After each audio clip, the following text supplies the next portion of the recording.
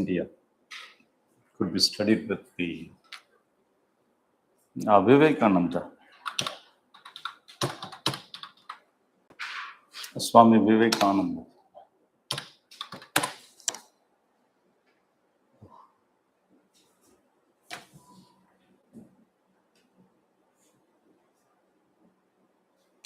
Known for his that is the philosophy was called as the pragmatic Vedanta philosophy of Swami Vivekananda. Pragmatic Vedanta, which is different from the previous philosophical approach in India, which made the philosophies as an exclusive of the intellectual debate, and philosophy of spiritual order exclusively, and philosophy of retreat from the worldly aspects of the life. But it is unprecedented, in which for the first time the Vedantic philosophy is being approached for the worldly social life with the social obligations, a philosophy of the social obligations at that time, in which Swami Vivekananda's the lifetime is known for. The lifetime is known for the end of the 19th century. The end of the 19th century, in which the India was in the condition of famines. It was the condition of famines, and a sense of defeatism, a sense of fatalism, especially the cultural fatalism at that time. A sense of fatalism, or the cultural fatalism at that time, which need it was the time of a crucial time of decline, collapse, the collapse of traditional institutions, which need a leader, and which need the ideas in which the pragmatic Vedanta philosophy, in which it was centered with the ideal of divine as Daridra Narayan, in which Swami Vivekananda idealized a new idealization of divine or God, a new idealization of the God. Daridra Narayan was considered as the Almighty in the face of the downtrodden, in the face of downtrodden or the poor, Almighty in the face of the downtrodden and the poor. It is seeing the God in the face of the poorest of the poor, in which it establishes an obligation, an ethical obligation as individual morality to serve the downtrodden, to serve individual morality to serve the downtrodden. That is the downtrodden. That is a new ethics that was sown as a seed, a new ethics of voluntarism, a new ethics in which the devotion and the religious belief, spiritual belief, in the form of service to the society, Then it is pragmatic Vedanta philosophy is applied in the form of revivalism, in the form of revival, in the form of revivalism of cultural ethos in spiritual line. Revivalism led to the revival of the national revival of a pride. That means a spiritual, that is a spiritual, the spiritual aspect of cultural pride, a spiritual aspect of nationalism, which emphasize more on self-reliance, where the self-reliance and constructive work became the basis of nationalism at that time, was inspired by the Swami Vivekananda. So it is the pragmatic Vedanta philosophy in which the spiritualism in the attitude of serving to the society was actually a value of inspiring one for the civil servant, a civil services value to establish a greater convictions for the public welfare,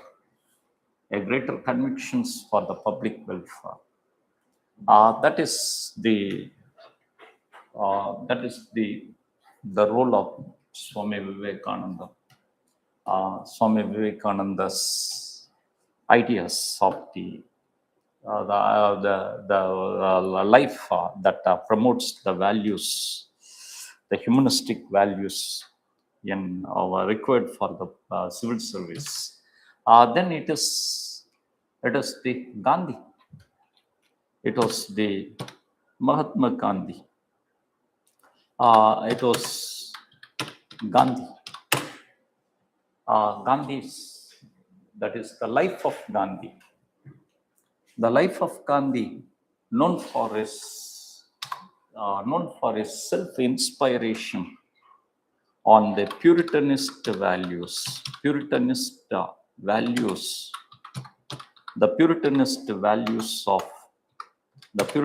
values of the Bhagavad Gita, the Puritanist values of Bhagavad Gita, Quran, and the Bible, it was the work of Thoreau, called Unto the Last, as the work of Thoreau was of much inspiring to the Gandhi, who cultivated his own ideas.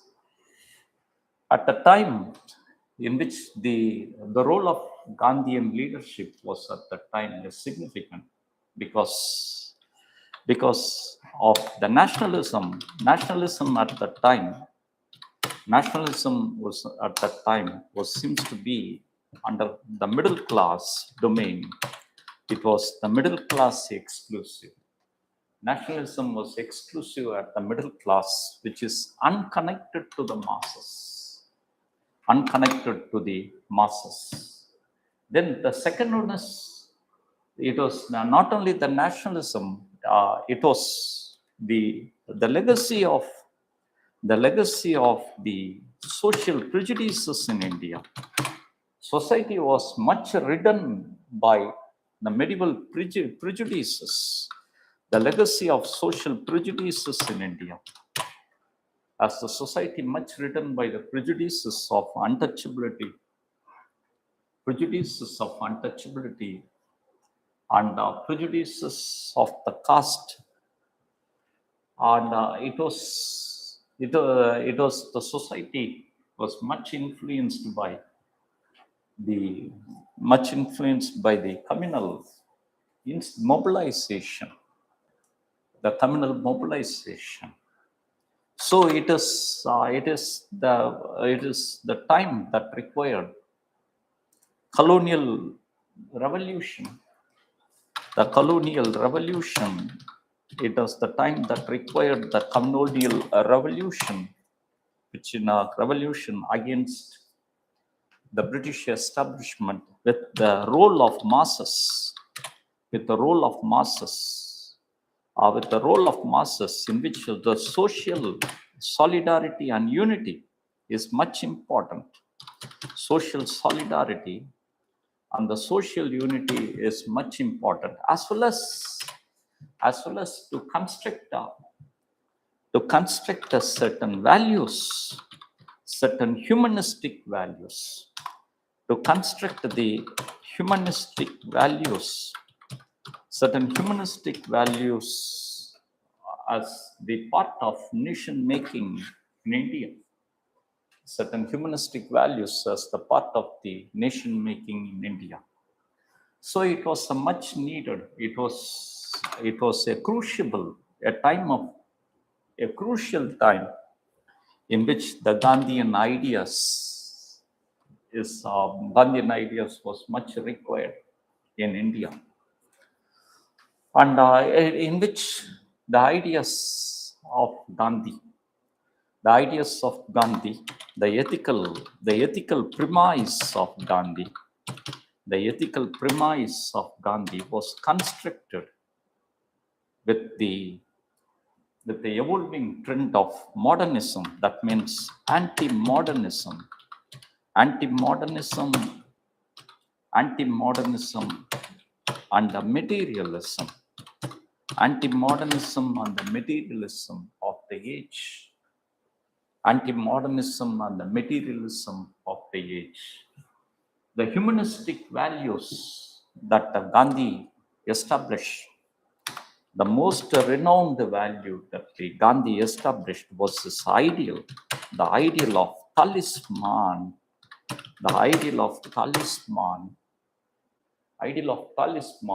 that Gandhi persuaded the leaders of the organizational hierarchy of INC, as well as the social elites and the bureaucrats. Talisman was the idealized condition of the poorest of poor, idealized condition of a illiterate poor, the poorest of poor representative of the masses. Gandhi stated that whenever you felt confronted with a clash of values, dilemmas, ethical dilemmas, whenever you felt confronted with the crisis of conscience, when a civil services officer confronted with the crisis of conscience, Gandhi argued them to remind with the condition of the masses of India. When you confronted with the dilemmas in decision making, the cornerstone of your decision making should be the talisman, the cornerstone of the decision making. That was the core value that Gandhi attempted to inculcate for the public servant. The core value that the Gandhi attempted to inculcate for the public servant should exist with the public servant across the centuries, about the conditions of the poor, not only of India, throughout that. So the decisions is not confined to the bureaucracy in India, but also of any decisions that influences the world. That was much followed by the post-independent government,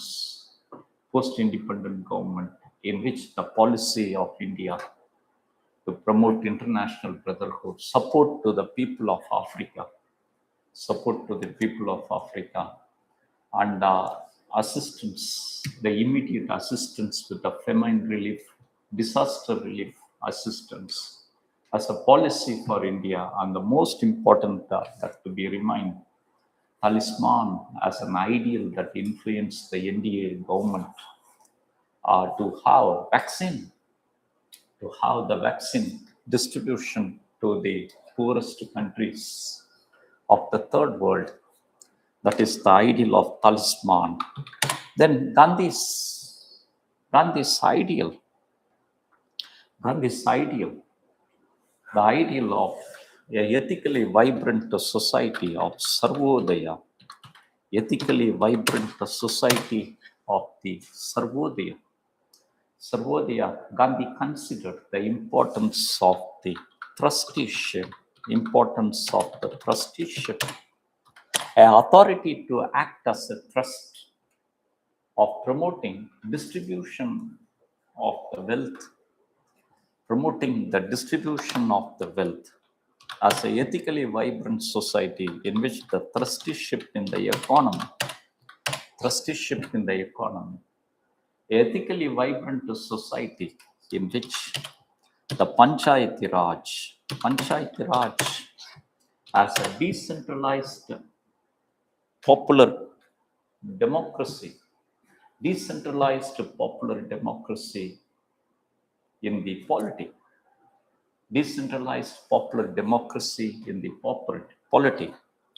and the religion should be the religion of spiritual emancipation of poor, religion of the spiritual emancipation of illiterates, masses, the religion of masses, a spiritual emancipation of a religious community called as the Vaishnava Janatu,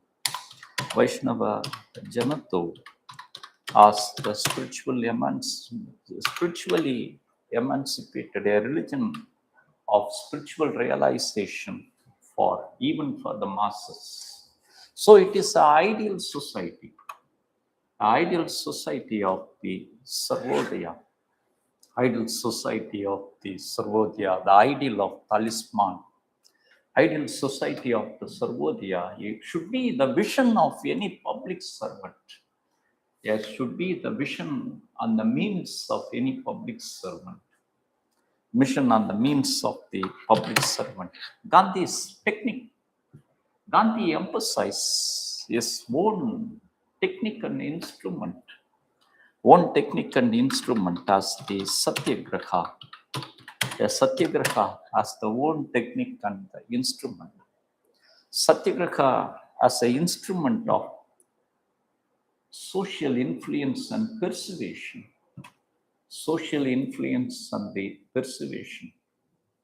Should be in the form of a constructive public consensus and the public participation.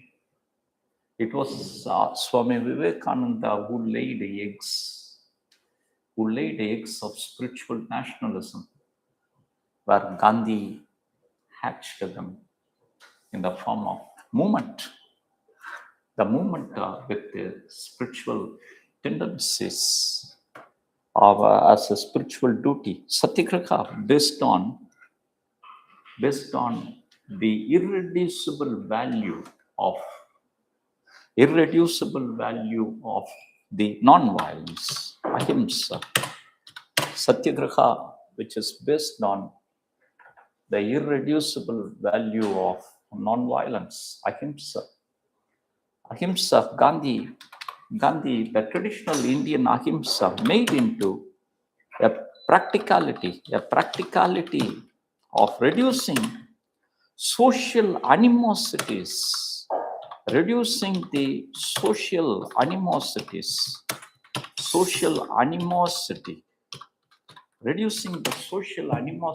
between the zamindars and the peasants, between the Hindus and the Muslims, between the capitalists and the laborers.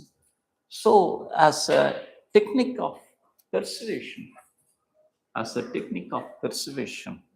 that is the satyagraha, as the technique of persuasion, that is a much required lesson for any civil services, any civil servant, any civil services officer.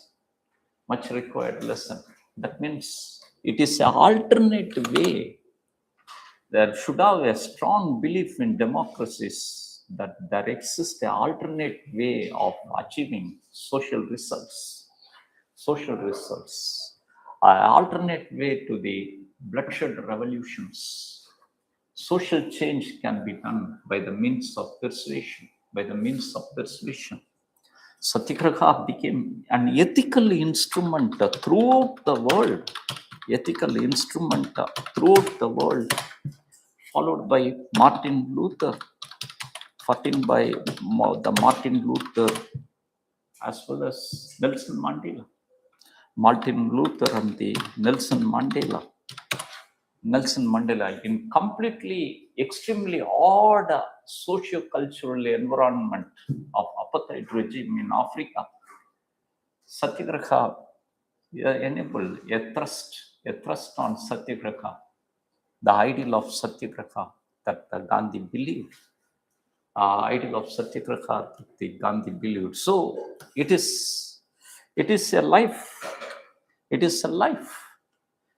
Gandhi known for not only that, it is a life that exhibited the values, inspiring values across the generation. It exhibited certain values, the values of, especially for the civil servant. Whenever he felt confronted in decision making, a crisis of concern, think of talisman. A civil servant should have ideal, should have a vision as he is working towards an egalitarian society. And a civil servant should have a thrust on the means. Gandhi highlighted one important ethical future, that he rejected the ideas of utilitarian. He rejected the utilitarian ideas, the Bismarckian ideas, that the end justifies the means. Gandhi established an analogy of seed and the tree, analogy of the seed and the tree. Gandhi stated, you cannot create the fruits of violence, the fruits of peace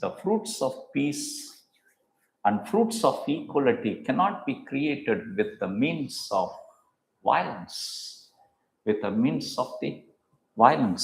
it means Gandhi trusted more on Kant, Immanuel Kant, the Kantian principles of categorical imperative, that is the universal values. That means it is an analogy of the seed. Fruits would become ripen only with a kind of the seed. Character of the seed expresses in the flavor of fruit. If the seed is toxic, it would be the fruits of toxic. So it is not the end that justify the means. The mean should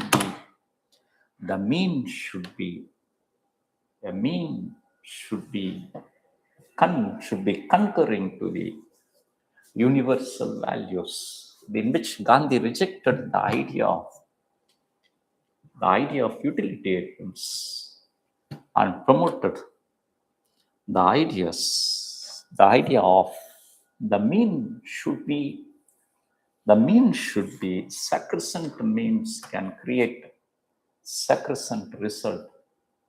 A sacrosanct result. That was the core of Gandhi. The core he believed. Then it was the civil servant's value of conviction, perseverance, outright perseverance and the conviction as one of the values that administrative reform committee highlights. The value of the convictions in which Gandhi was a strong believer. Unto the last, he believed on his principle. Unto the last breath, he believed he was against the partition of India. And unto the last, he believed when the communally stricken regions of Naukal, where all the leaders lost the hope and it became partition inevitable. But Gandhi decried that agenda of partition and ready to compromise anything for the partition. Even he pledged his personal integrity of his speeches became highly discriminative nature at the time of communal riots. At the time of the communal riots, he believed. That means a perseverance and conviction as a strong belief required for the civil servants. A patient expectations of the fruits of the result. Gandhi also, these are all the ethical, the values and the ethical ideals promoted by the Gandhi. As a part of the ideals, Gandhi also expressed the ethical concerns of Gandhi. Ethical concerns in the form of seven sins, that the individuals should prohibit in their life. 7 sins that is applied to the politics, economic and other spheres of the life. Gandhi stated as 7 sins of the highest one that the individual should prohibit, that are much required for the civil servants. The 7 sins that much required as the wealth without work. The wealth without work as the sin. The wealth without work as the sin.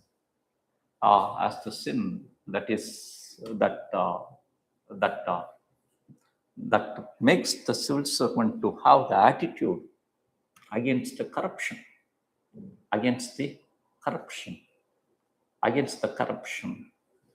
Then Gandhi's, as the part of the 7th sin, it was the education, it was the knowledge. It was the knowledge. Knowledge without values. The knowledge without values. Knowledge without values as a part of the 7th sin. The knowledge without values as a part of the 7th sin. Wealth without work. Knowledge without values as the without values that the civil servant has to carry. The 7 sins that the Gandhi highlighted. So these are the Gandhian life, and the Gandhian thoughts.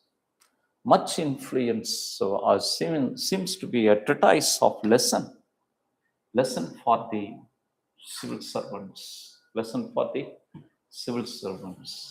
In the day-to-day decision, he argued that the civil servant should have the memory of talisman in the day-to-day decisions, and his vision should be of Sarvodaya. Visions should be of the Sarvodaya, and is politically a wealth without the work, knowledge without the values, and power without the compassion, power and authority without the compassion. There seems to be dreaded sin, the dreaded sin that Gandhi highlighted. That is the aspect of Gandhi's the ethical life of the Gandhi. Then Vivekananda, Gandhi, and it was Vivekananda, Gandhi. Then Nehru, Jawaharlal Nehru. The Nehru's period is also crucial one. Is a crucial one because it demanded the leadership responsibility at the time in the infant stage of independent India. A leadership responsibility in the infant stage of independent India seems to be important one. So it need a new vision, a new foresight. What are the qualities of the leader? The qualities of the leadership is best of the communication with the people. Second, the qualities of getting deeper insights. Then the quality of foresight. Quality of the foresight. Communicating with the people, deeper insights, foresights as the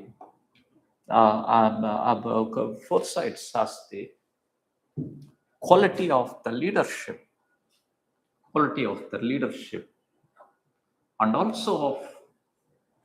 also much of the as the quality of leadership, the communication with the people, insights, foresights, and integrity, personal integrity, and accountability of his deeds. Many leaders, not all the decisions of all the leaders materialized with the ethical fruits. Not all the decisions of all the leaders materialized with the positive emotions to all the people.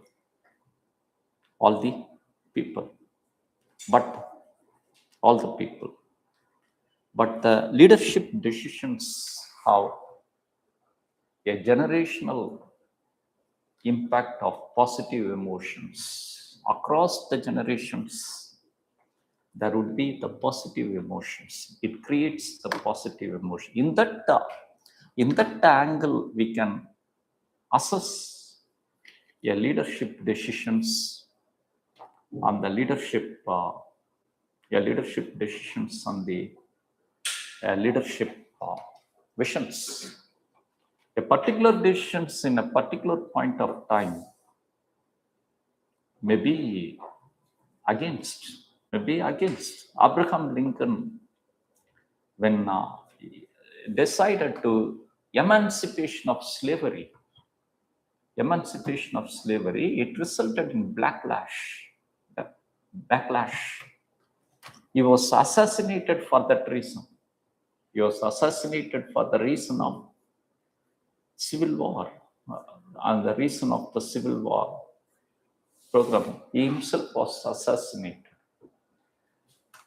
The but the Gandhi was assassinated for the reason, a reason of being alleged favor to Pakistan, neglect of communally communally affected victims of Hindu society. He was assassinated for that. So at the particular point of time, some leaders' decisions may have backlash, or non-constructive. But it seems to be, even it fails,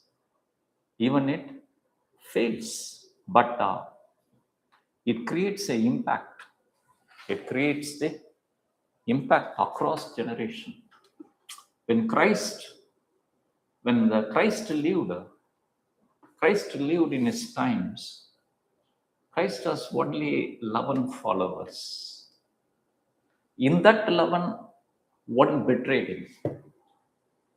The ideals of the Christ is of suffering savior ideals. Christ was not only the suffering savior of the European society, Western society, civilization at that time. The ideal of suffering saviors existed even before the Christ, and after that. At that time, people was against to Christ. People was against. When a Roman judge, given judgment to the people, he asked the people either to abdicate either the Christ or a criminal. Christ or the criminal. People prefer the criminal to get abdicate, but not the Christ. People at that time against to the Christ.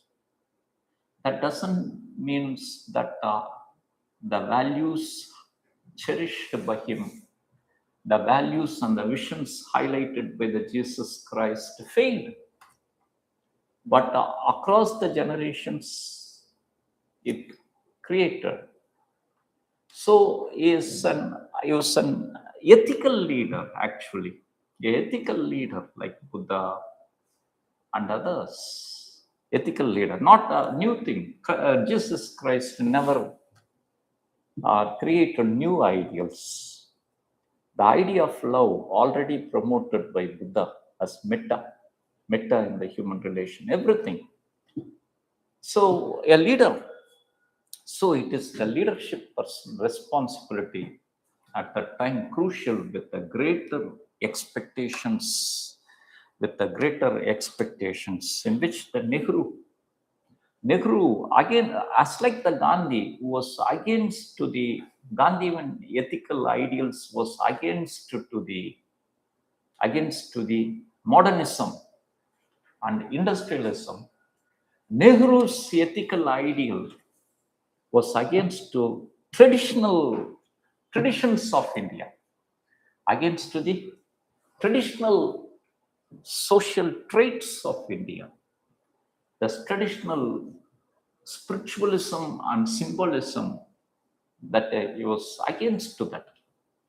He was against to the traditional spiritualism and the symbolism, in which the ethical framework of the Nehru is of establish a society of, that means a society of the democratic. It is a democratic socialism. It is a democratic socialism. Democratic socialism seems to be the ethical framework. Strong believer of the democratic, that is the believer of pluralism, the pluralism or the harmonious coexistence, pluralism in the modern lines. For that, Nehru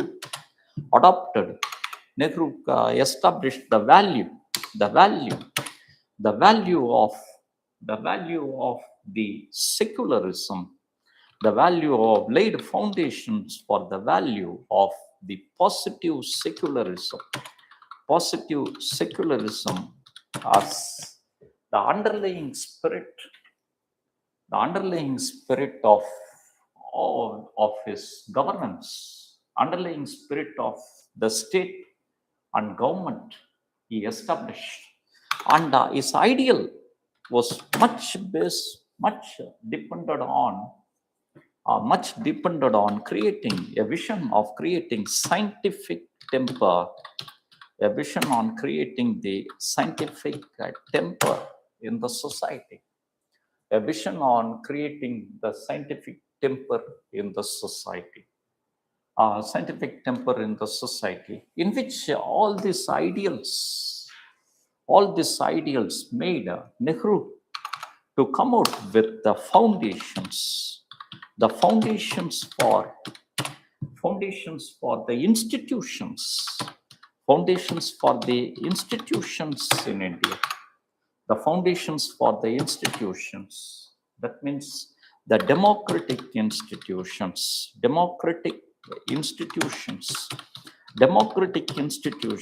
that the Nehru strongly believed. The difference between the party and the government. He laid ethics in the government. A difference between the party and the government. It could be established with the resignation of Acharya Kripalini. Acharya Kripalini resigned on the issue when he demanded the party's access to the government affairs. Nehru believed strongly that the democratic institution, we believed strongly in this, that the belief on constitutional morality as the prime minister, as the head of the government, Nehru considered that the affairs of the government is different from the affairs of the party. You may be the president of the Congress party, but the Congress party has nothing to do with the affairs of the India, which expresses policies of the parliament, viewed by the parliament. That means constitutional morality as the founding institution of democracies in India. Founding institution of the democracies of India. Then the second one is the traditional ethic of principles, the principles of the middle way path. The middle way path express middle way path as the compass giving direction to the state. A middle way path in the form of NAM in the foreign policy. A middle way path in the form of mixed economy in economy. A middle way path in the form of the mixed economy, in the form of NAM in the foreign policy. Nehru was a strong believer of the scientific development,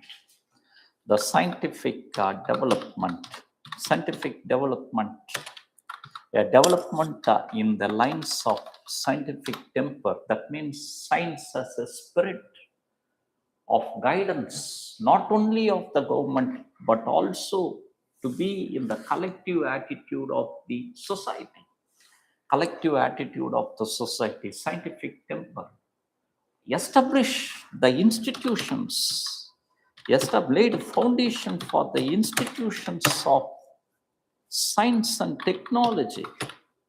The institutions of the science and technology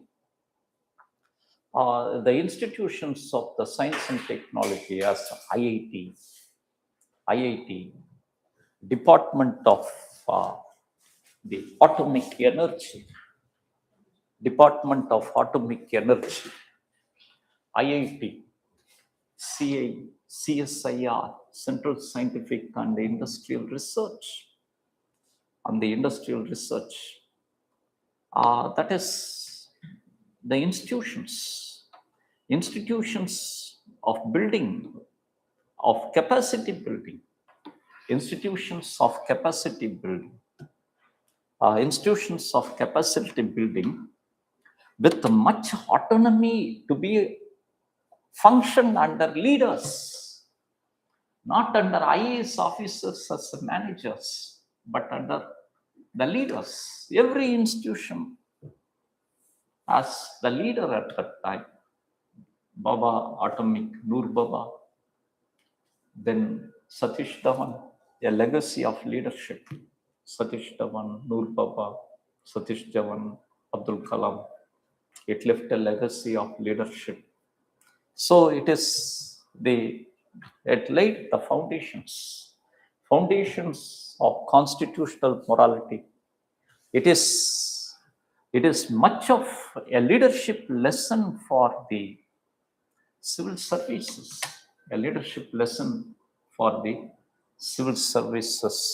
That is the importance of the ethical values advocated by the Nehru. Then it was the modern India known for the values. That means that we have to concentrate on. Vajpayee, Atal Bihari Vajpayee,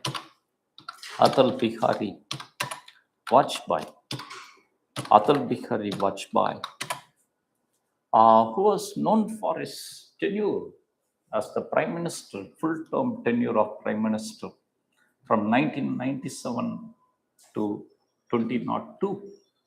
A tenure is very crucial after Nehru, a crucial of new century, getting into the new century. It is a tenure of questions, it is called as a time of crossroads of India. Where the governance of the state of India was in the crossroads. That means in between the past, where the state economy became a state of dysfunction, and the problems existed in India right from the colonial times, legacy of colonial problems not resolved at that time. And the new force came into, that is globalization. So it is that in that period, while being the Prime Minister, there was a decline in the hope on democracy in India. It was full of coalition experiment. 1990s, from 1990 to 1997, it was the coalition experiment. The coalition experiments known for uncertainty. Say it was the coalition experiment from 1989 of the National Front government by Vishwanath Pratap Singh, National Front government, followed by Chandrasekhar government, followed by the government of Inder Kumar Gujral. Then it was Narasimha Rao. These are all the governments known for coalitions. That was the legacy of coalition. NDA one government of Atal Bihari Vajpayee, a coalition of 23 parties. A greater coalition. A coalition in which the problems and the uncertainty, it was the decade of jobless growth when the first generational reforms created enormous capital but not jobs. the decade of jobless growth of 1990s, when enormous capital created.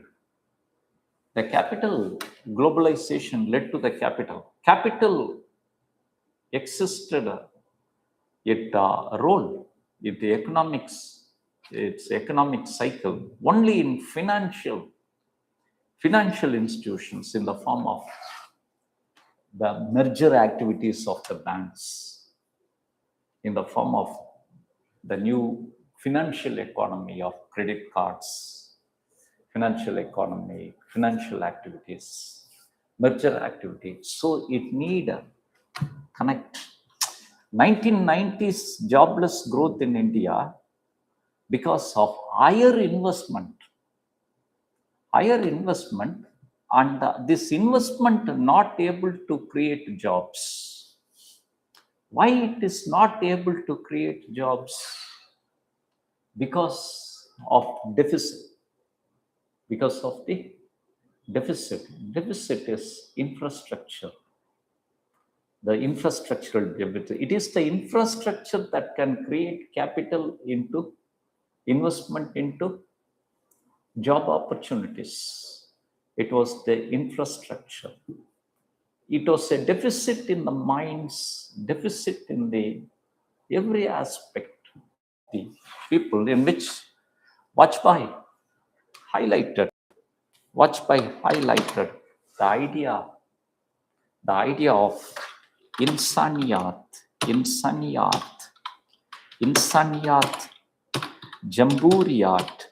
jamburiyat, insaniyat, jamburiyat and Kashmiriyat, insaniyat, jamburiyat and the Kashmiriyat.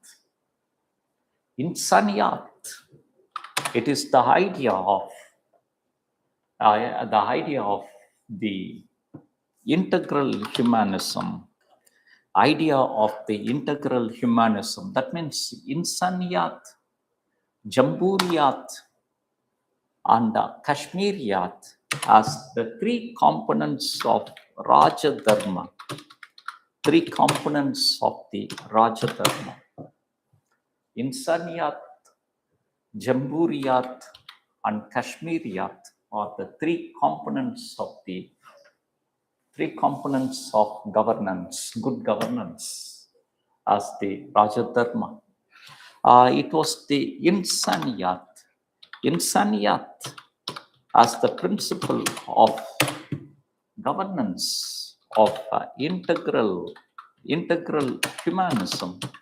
That means a holistic human development.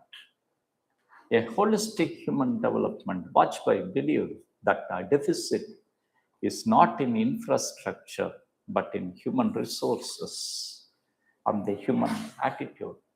The holistic human development, the development to be viewed as the physical, material, and spiritual. That is the insaniyat. Then the jamburiyat, that means the interconnected development is possible. Not of isolations, but of connectedness. That made Vajpayee to focus on infrastructural connectivity. That is unprecedented programs of golden quadrilateral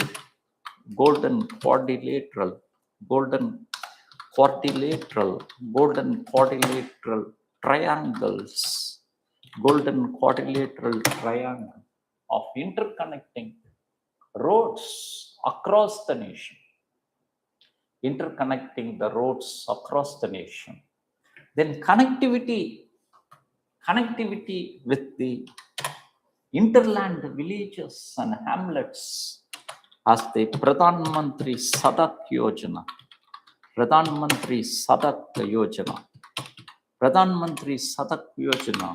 As a decentralized one to substantiate insaniyat, insaniyat, the interconnections across the world, across the nation, also the fruits of interconnections to be reached with the villages, to be reached with the villages. That is the insaniyat, jamburiyat, and Kashmiriyat, Kashmiriyat, insaniyat, jamburiyat, Kashmiriyat. That means that means the principle of consensus and coordination. The principle of consensus and the coordination, known for a leadership coordination to meet with the historic decisions as Procran 2, the historic decision of the nuclear, Procran 2, the historic traditions decision of the nuclear one. Then it is the president's programs, the programs of talisman, as the Gandhi stated, the programs that oriented to the talisman in the form of first interventional scheme of the risk management in agriculture, the Pradhan Mantri, the Prime Minister Agro Insurance Scheme, Comprehensive Agro Insurance Scheme, Comprehensive Agro Insurance Scheme. For the first time, a insurance was conferred with the risk of production and market, with the risk of production based on the market.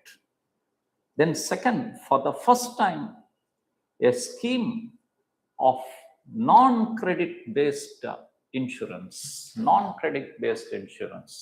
Previous agro insurance schemes were all credit linked.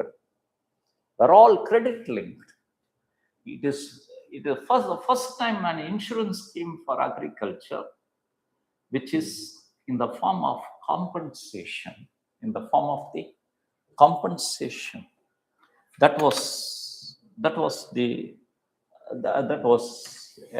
ethical, the attitude of understanding the conditions of the poor in the midst of globalization, and in the midst of farmer suicides are taking place at the time.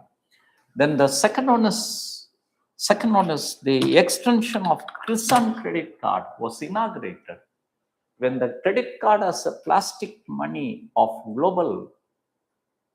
the global capital, for the first time, a credit card for the Kisan as a precedent, a credit card for the Kisan through the commercial banks. So that seems to be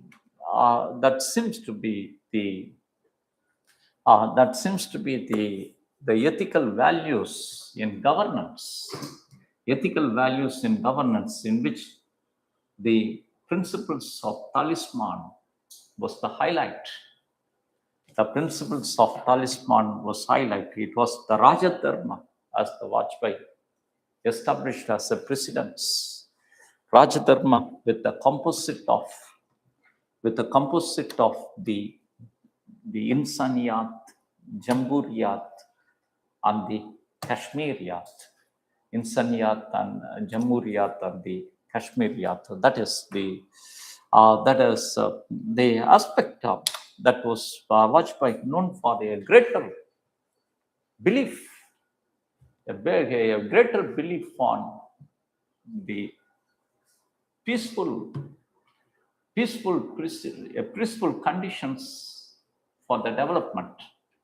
So inaugurated the measures of bilateral engagement, Agra bus raid, the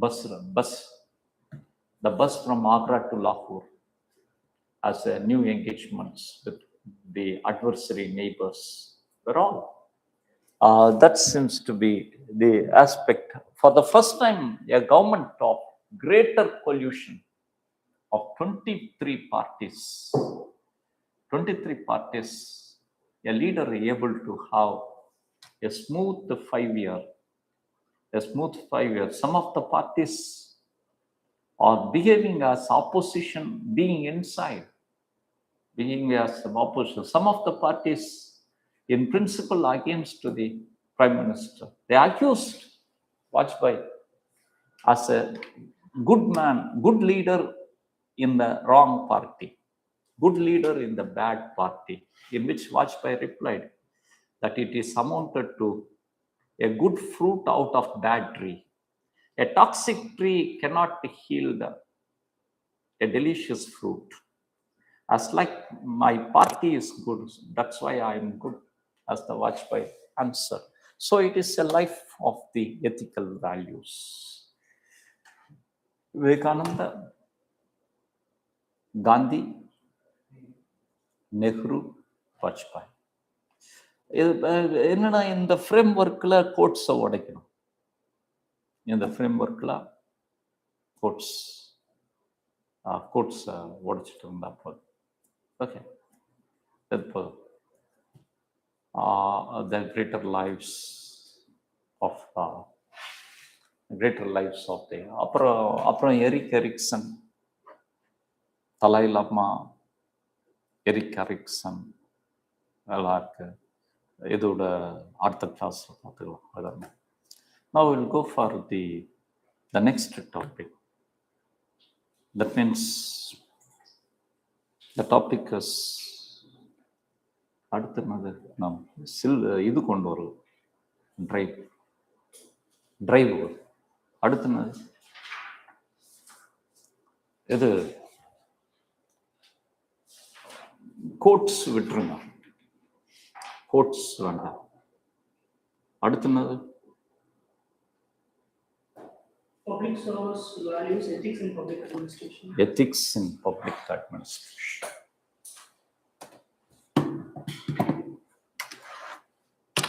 Ethics in public administration.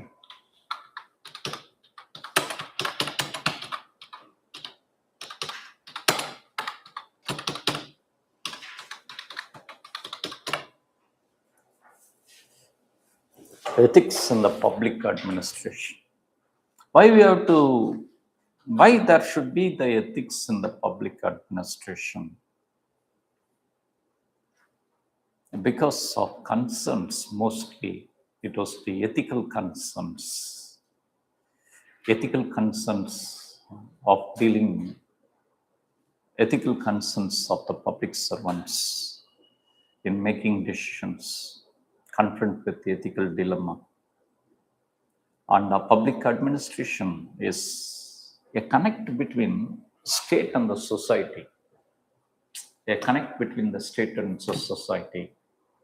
It depends on in which the development administration is much important in the 21st century era of governance.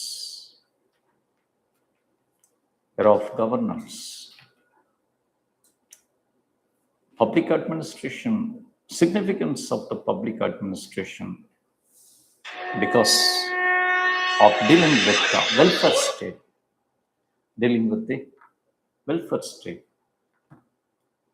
in the welfare state in the democracies. Then public administration is the crucial connect and the instrument of people, connect between the state and the people, in which then public administration is much significant in the emerging phenomena of governance. That is much changed from the notion of government. Government is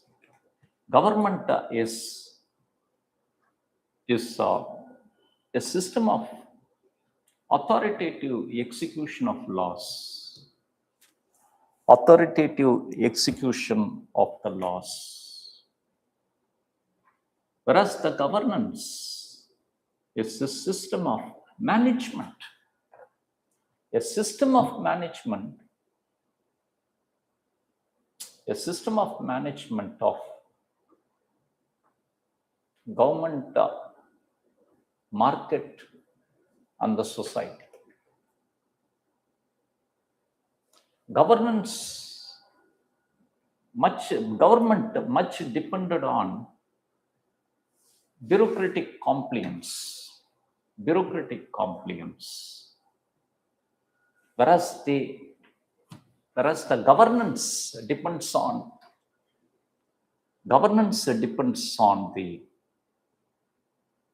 the it is not the compliance, it is governance depends on participation and coordination with the market and the civil services. So public administration became a solemn arena of public welfare. So it need ethics. The ethics has a significance of the necessity of the public administration. So it need a ethical governance, ethical management, or ethical governance, or ethical managements and management of ethics. Ethical management and management of ethics.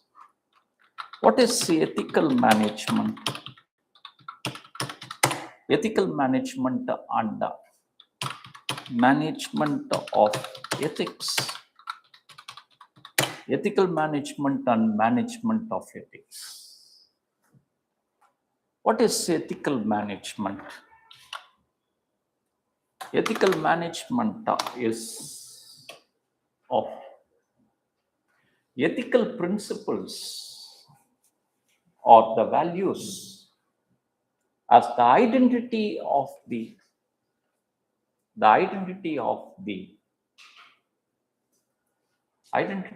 governance or management. It is the ethical values as the identity of the ethical values as the core identity,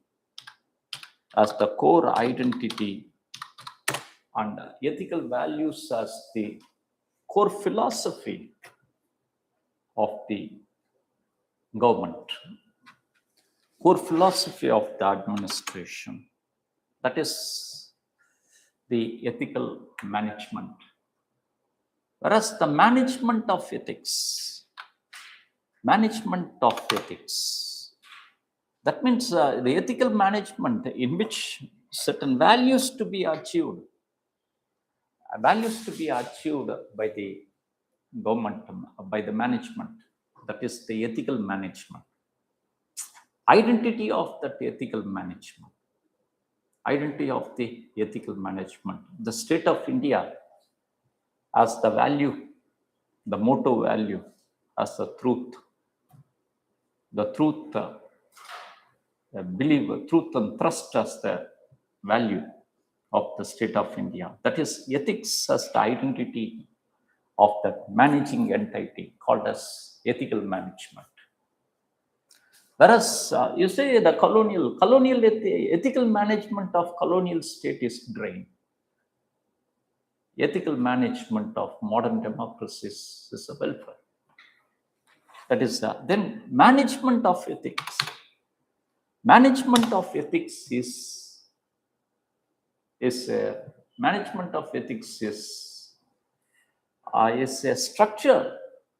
It is a structural norms to ensure the ethics in the function of the organization. To ensure the ethics in the function The structural norms to ensure the ethics in the functions. The structural norms to ensure ethics of management. Ethics of management. To ensure the ethics of management, it should be in the form of codes. It should be in the form of ethical codes. It should be in the form of protocols. It should be in the form of protocols. It should be in the form of laws. The laws of compliance. Laws of compliance. It should be in the form of protocols. It should be in the laws. It should be in the laws. A building is constructed. A building is constructed. A building is constructed by building is constructed out of the bricks and the cement. Is the value. The value, its objective is to accommodate, is the value of a building. To construct this building, scaffolding to ensure the building construction, that is management of ethics. That is the management of ethics. That is the ethical management and the management of ethics. Ethical management. Why we need ethical management? Why ethical management in public administration? Why ethical management? Ethical management was recognized as a necessity only after the Second World War. We need ethical management because of the flaws and the failure, because of the flaws and the flaws and failure of the Weberian bureaucracy, Weberian framework of governance, Weberian bureaucracy failed. Weberian bureaucracy, which is based on the mechanical laws,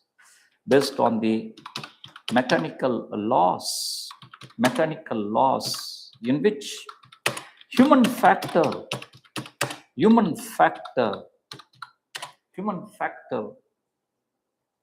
reduced.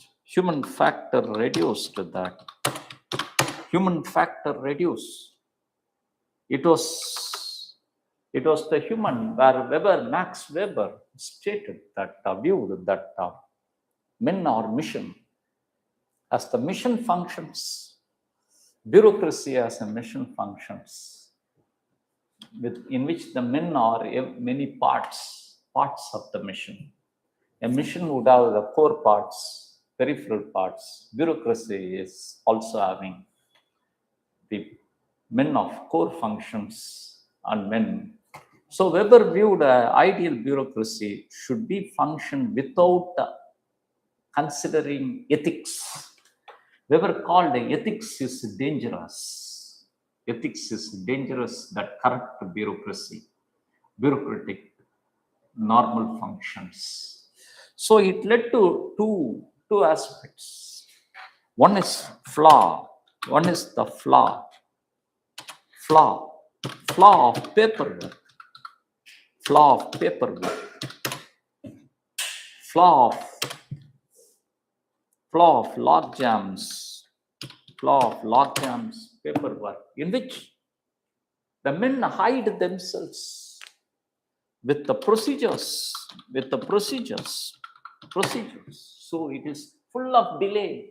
The men hide themselves in the paperwork, and men never considered the human factors. They hide themselves with the procedure. If the particular victim don't have the eligibility, there is no mercy. He has to be eliminated. What to do? You have to go out. That means against. So it became a flaw of ensuring moralities of welfare, moralities of the welfare. Sometimes this Weberian bureaucracy is highly catastrophe when human factor, when it is, the example could be quoted. For example, the quoted could be quoted as the Jewish Holocaust, Jewish Holocaust of genocide of Jews, not committed by communal mobs of Germany, not committed by the communal mobs of Germany, but by the disciplined bureaucratic government of Germany. The disciplined bureaucratic government, the government of the bureaucracy of the Germany, with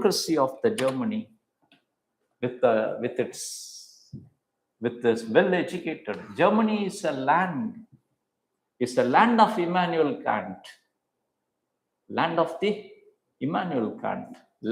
Friedrich Hegel. It was a land of many philosophers, and Germany was well-educated one. Is a land also of an alternate place of enlightenment, and the educated people committed this catastrophe of Jewish Holocaust, in which because of this Weberian system, which refused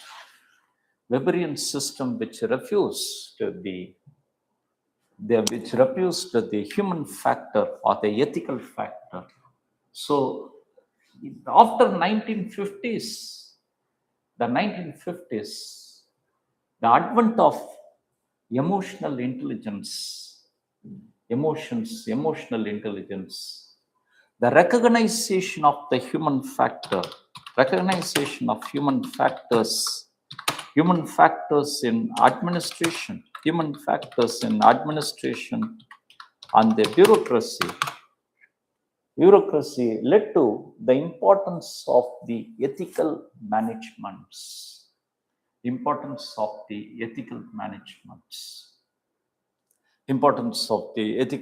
So that is the necessity of the ethical management. That occurred after 1980s, actually 1980s, in which the human factor became a very important one in the public administration. Then the management of ethics, in which the human factor becomes a functional norm. For that, bureaucracy was inculcated with the code of ethics,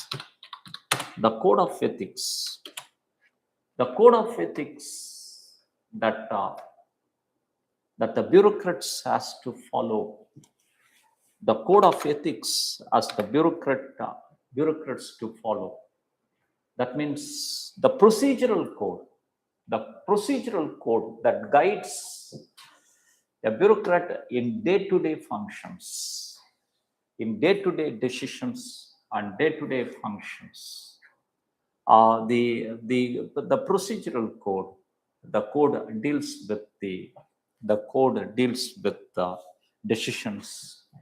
The code deals with the peer group coordinations. The code deals with administrative hierarchy, managing the hierarchy. The code deals with dealing with the people, society, dealing with the society. That is the management of ethics in public administration. The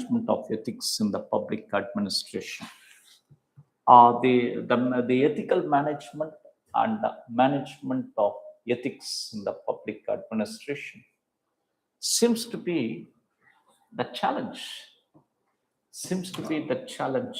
in the 21st century. Challenge in the 21st century. That means the 21st century, what are the assessing the 21st century challenges, especially of the 21st century digital world. It is the digital governance. It is the digital governance. The digital governance, the digital governance of the 21st century.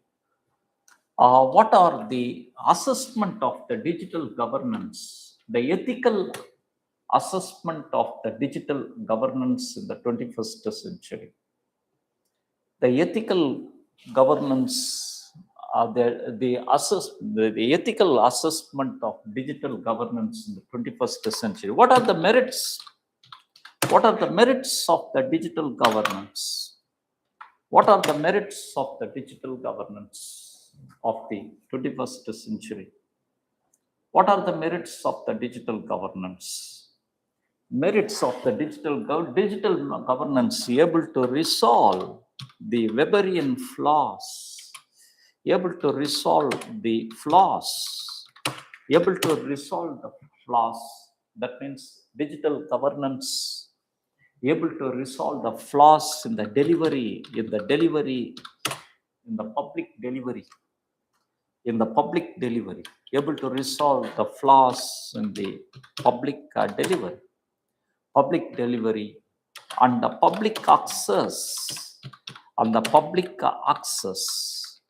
able to resolve the delivery in public delivery and public access.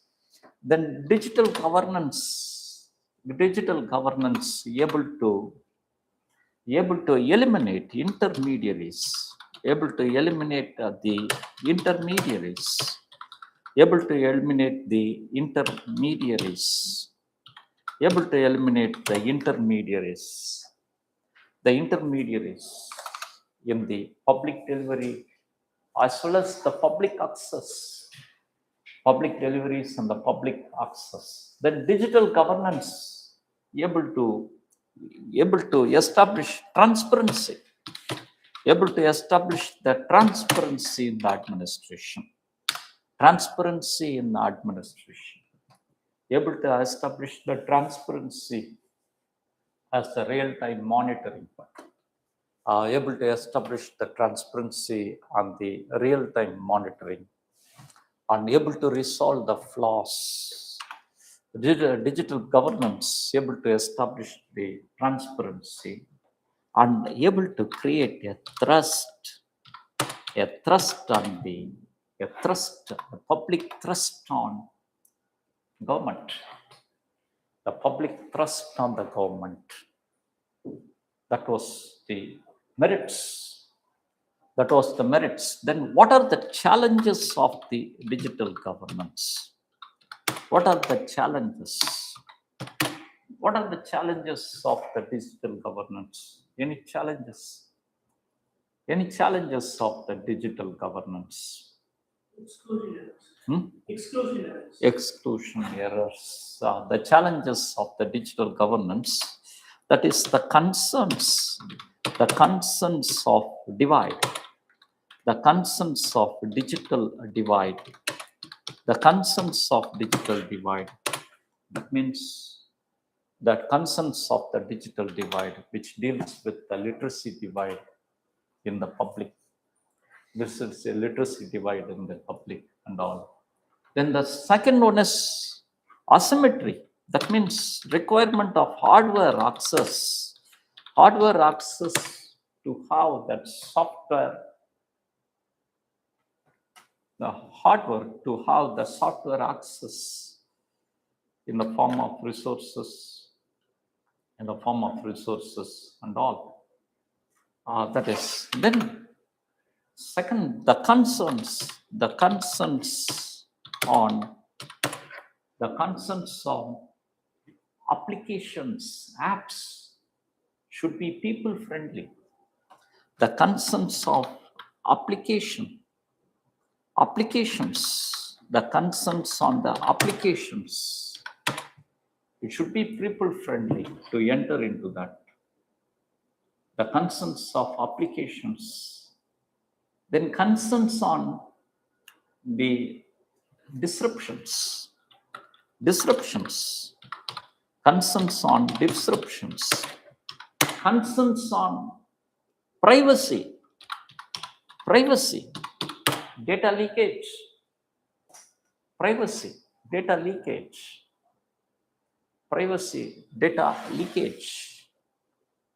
So this seems to be the challenges. This seems to be the challenges that are the challenges that has to be resolved. The challenges that has to be resolved. Challenges to be resolved. What are the challenges to be resolved? What are the measures taken by the government of India? The government measures on the ethical concerns, of ethical concerns of the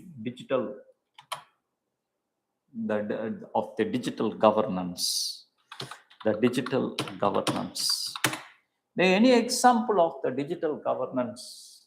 Any example of the digital governance in India? Any example of ethical governance in the digital administration? Any examples of the digital governance in India? Any example of the digital governance? Digital governance in India. GEM portal of e-procurement. GEM portal of e-procurement. GEM portal of the e-procurement, known for the example of digital governance. Example of digital governance with the objective. Objective is to restrict corruption in the government procurement. Corruption in the government procurement. That is the major objective to achieve. The intention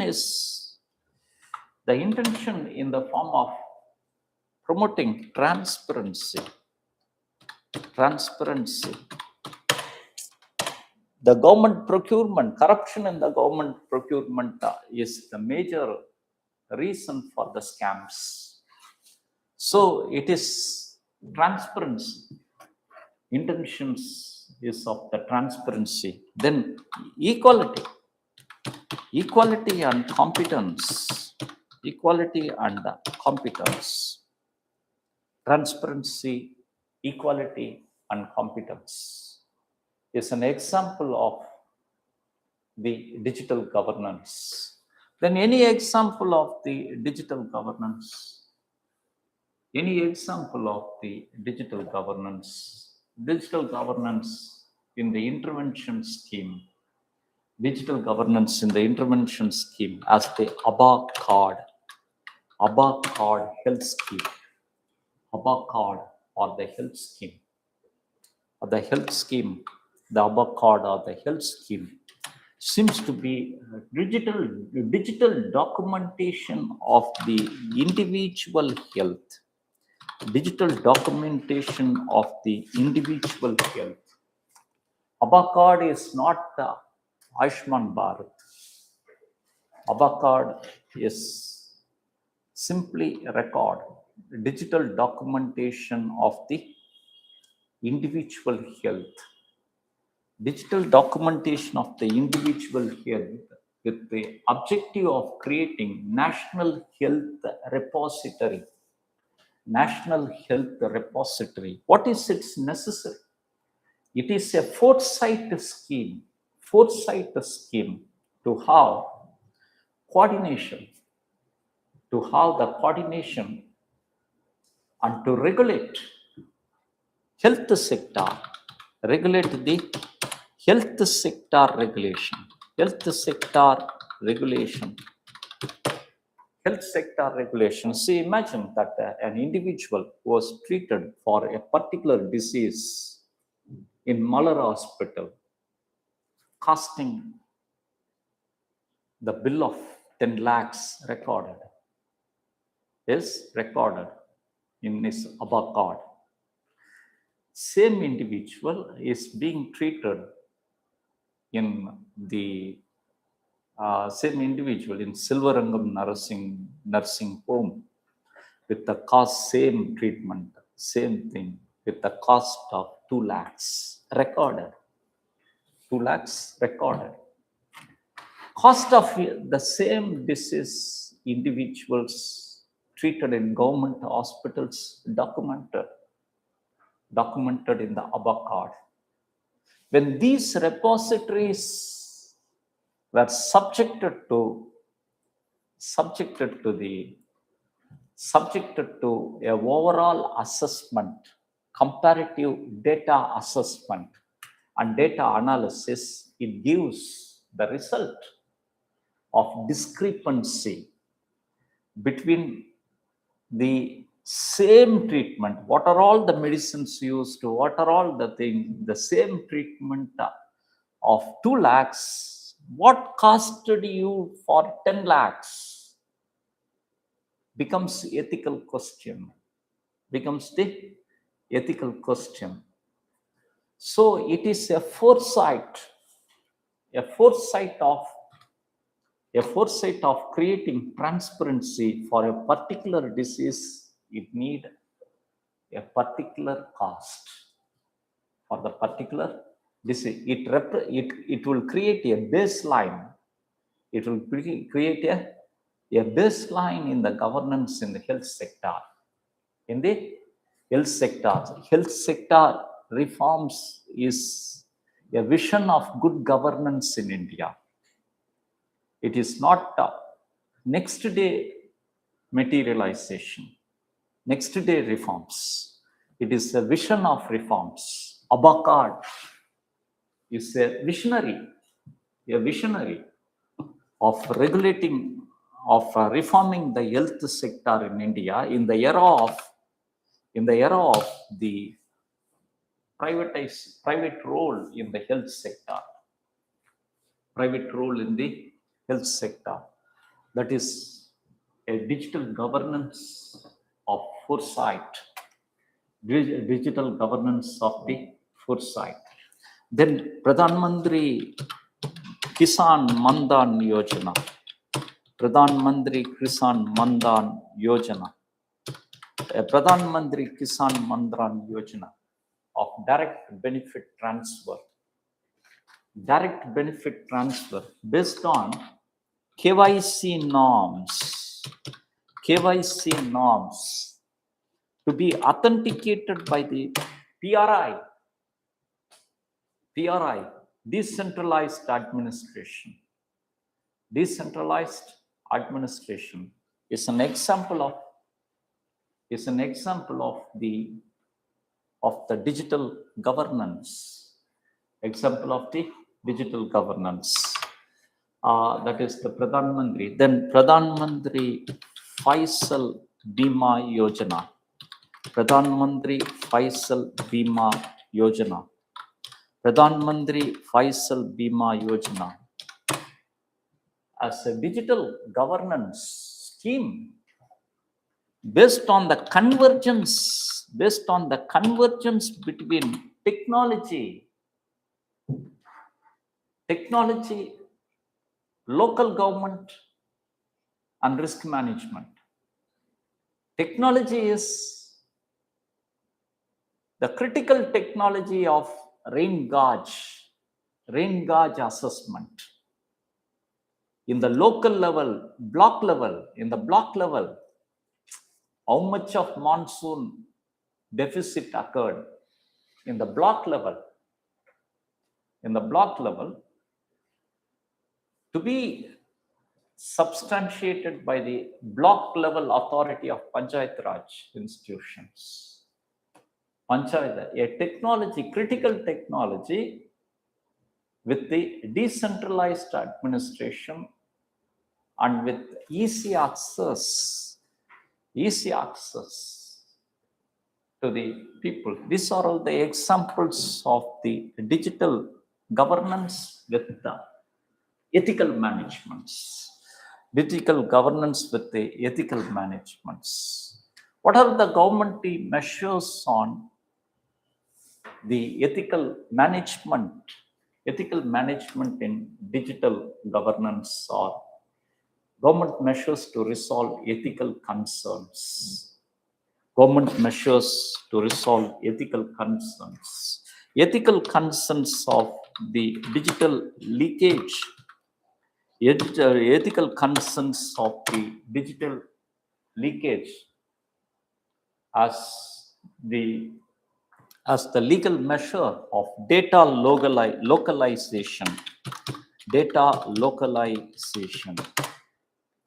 That means the servers of data should not be connected to the outside world. It should be in inside data. Then utility of blockchain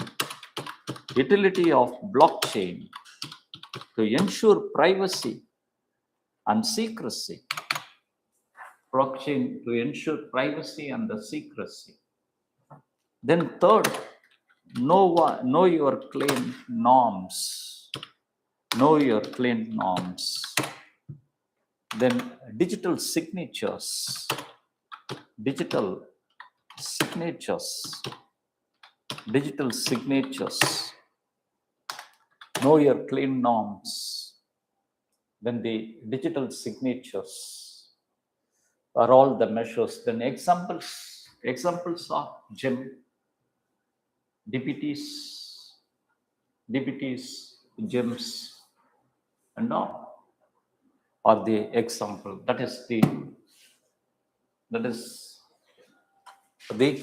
ethical management in the public administration. Ethical management in public administration. So that is the aspect of the digital ethical management and the ethical and the management of ethics.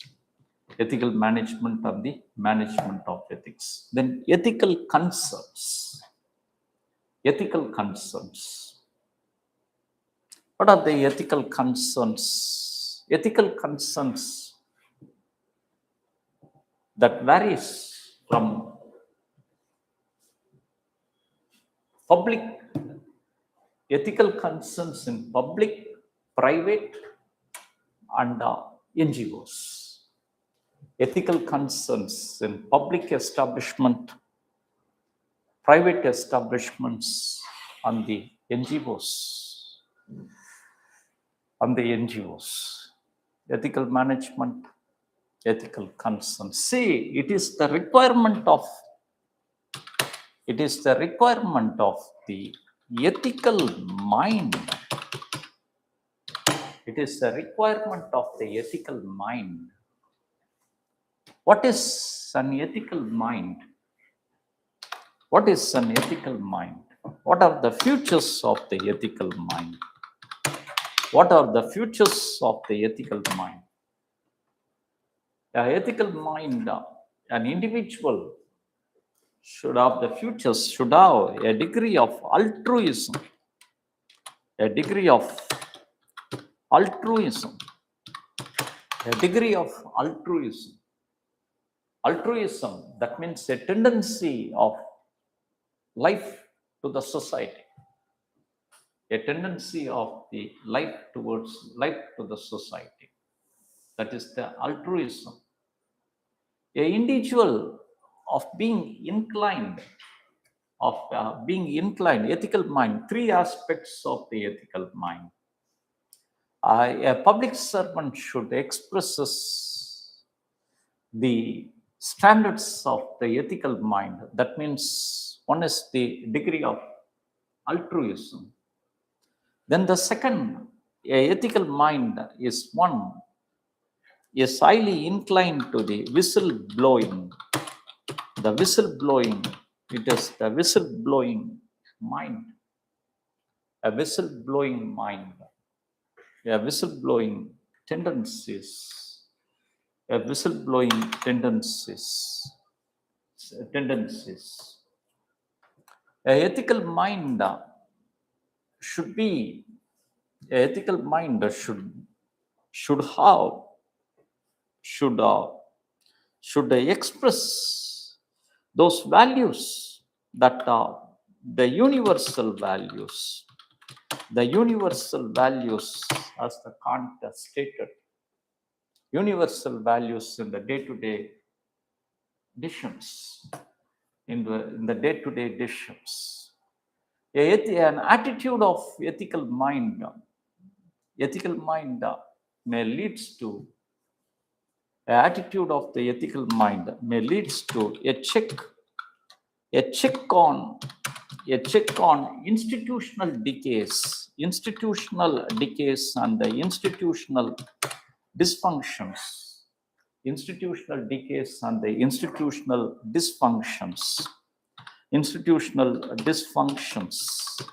The attitude of the ethical mind leads to expose of scams,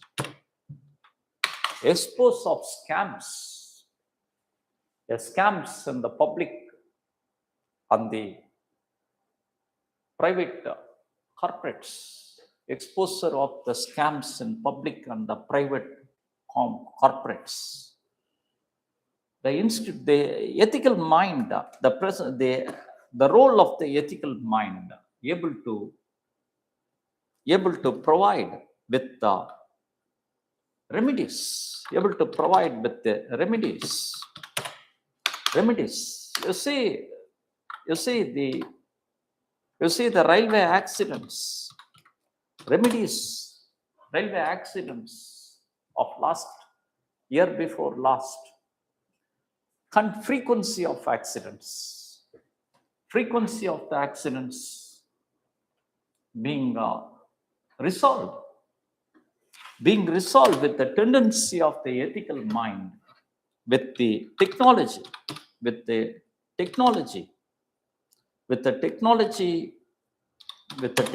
of the rail safety instruments, surveillance technology, surveillance on the administrative activism, surveillance, and actually the leadership of Ashwin Vaishnav, the railway minister, leadership. So that is the ethical mind, in which the concerns or the ethical concerns are crucial.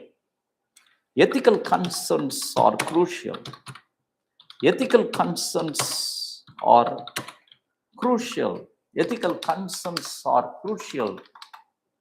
for the public, private, and of the non-governmental establishments. What are the crucial aspects of ethical concerns of government or public institution? Ethical concerns become crucial of the public institution because no alternate.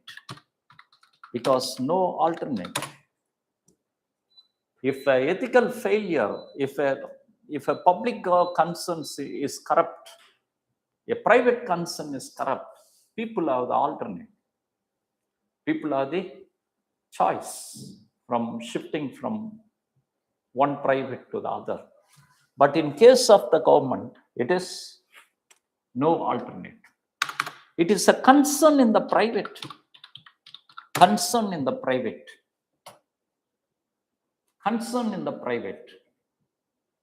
The private institutions, ethical concern is acute in the private institution because why the private scams became the cause of concern? Because of contagion effect. effect, contagion effect. A ethical scam, a scam occurred in the private. Scam occurred in the private would have the impact on public life. Would have the impact on the public life. Nirav Modi scam deals with the public funds of the Punjab National Bank. Chanda Kochar ICICI scam deals with the public. Then private, the scams of the private is much more concerned than the public. Private scams are more concerned because it affects all the aspects of the life. A private scam occurred somewhere, affects other markets, affects the other economies, privates. Then the scams of NGOs, then ethical concern is crucial in regard to NGOs. Why it is concern of ethical flaws in NGOs? Why it is concern on ethical flaws? Because it leads to collapse of trust. It leads to the collapse of trust. NGOs are having greater rapport with the people. NGOs are having the greater rapport, and the NGOs having greater potential in the development activities. When NGOs themselves failing ethically with the people, a NGO running women's home involved in domestic violence, organization of the domestic violence, means it's a concern. So these are the ethical concerns. These are all the ethical concerns is due to a deficit, in human factors, in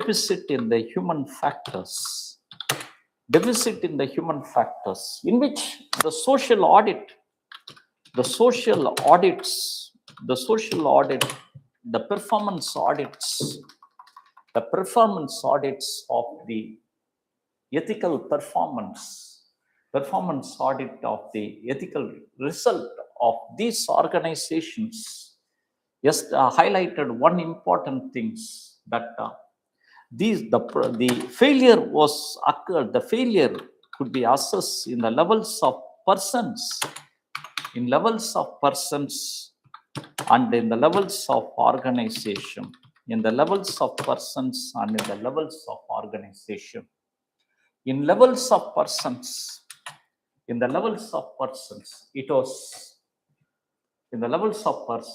it is the failure was due to missing of human factor,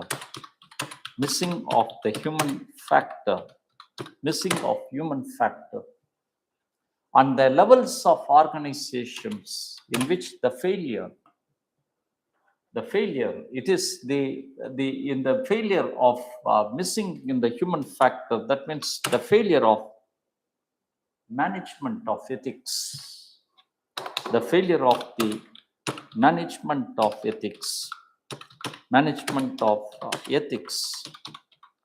whereas in the levels of organization, it was the failure of ethical management of ethics. That means the management of ethics is due to the lack of code of ethics, lack of citizens charter, then the deviating from the protocols. That means it is the question of morality questions. It is the question of moralities. In organization, it is the ethical questions. Organization, it is the ethical questions. Ethical questions in which the ethical concerns. So ethical concerns again, or dealing with ethical management and ethics of management. Ethical management and the ethics of management. It is the ethical concern of different nature in the public government establishment. It's a concern of no choice for the people. If the government is corrupt, people has to live with corrupt. Then in private, it is the problem of impact in the drastically problem of impact. In NGOs, it is the problem of trust. The problem of trust will continue. What are the measures taken for the ethical concerns, ethical dilemmas, and others in the next classes? இது முடிஞ்சது. இது great lives, except some persons. Erik Erikson, Dalai Lama, Erik Erikson, then the Porter, Erik Erikson, Porter. அது 15 minutes. Then the ethics in public administration. Ethics in public administration, now we started with the ethical management and management of ethics. Then we'll continue. In the 3 class or so. Okay? இது மட்டும் பாருங்க. Okay. See you next class. இது கொண்டு வரல என்னது இது pen drive